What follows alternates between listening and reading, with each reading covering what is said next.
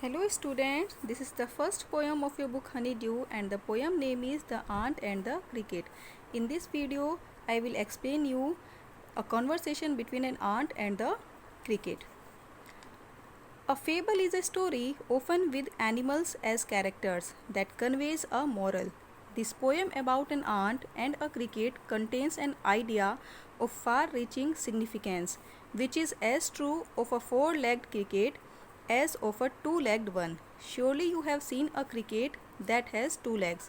Two-legged ones here addressed to human beings. Okay, so let me start. A silly young cricket accustomed to sing through the warm sunny months of gay summer and spring began to complain when he found that at home his cupboard was empty and winter was come. In the first stanza, the poet has described the character of the cricket. He says that the silly young cricket was fun-loving. He used to sing all through warm and sunny months of summer and spring. He was busy enjoying these days and did not bother to store food for the winter season. The season of winter arrived and he had not saved anything for the cold winter days.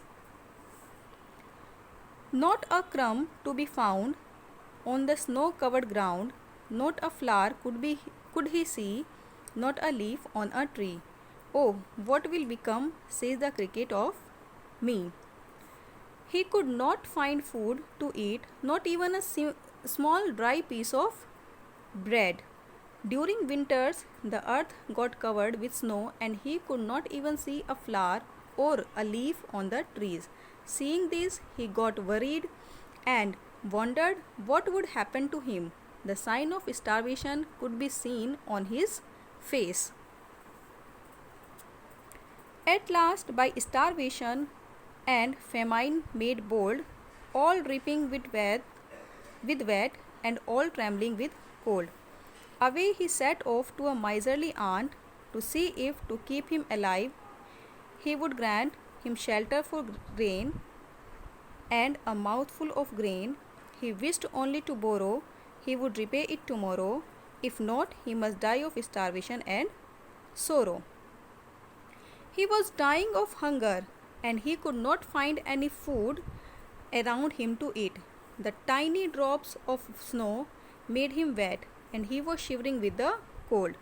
So he decided to go to the miserly ant to ask for some help from him.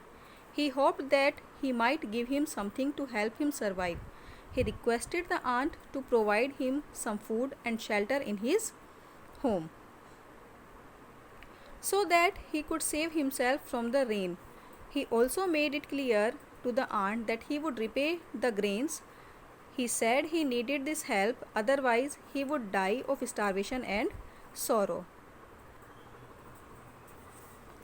Says the ant to the cricket, I am your servant and friend, but we ants never borrow, we ants never lend.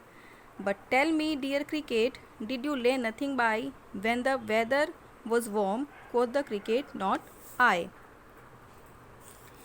After listening to the cricket, the ant said he thinks of himself as his servant and friend, but ants neither borrow nor lend anything. Further, the ant asked why he had never thought of storing food for the winter season.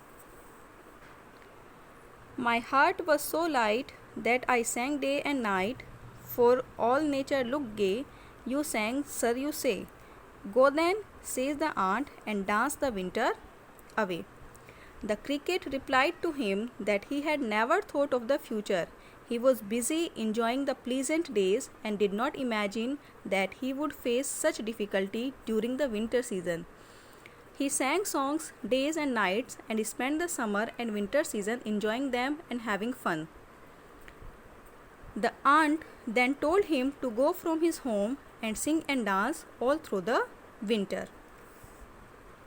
Thus ending, he hastily lifted the wicket and out of the door turned the poor little cricket. Folks call this a fable. I will warrant it true. Some crickets have 4 legs and some have 2. The ant thus put an end to the conversation and pushed the poor cricket out of his home. The poet says that people call this a story, but it happens in reality. Many humans spend their life similar to the cricket and do not prepare for their future. The poet ends this story with a moral. He says that this is not a fable, but this is the reality of world and also human nature. He goes on to add that some human beings are also like the cricket of the story. Okay student, so this was the poem The Ant and the Cricket. Okay, thank you.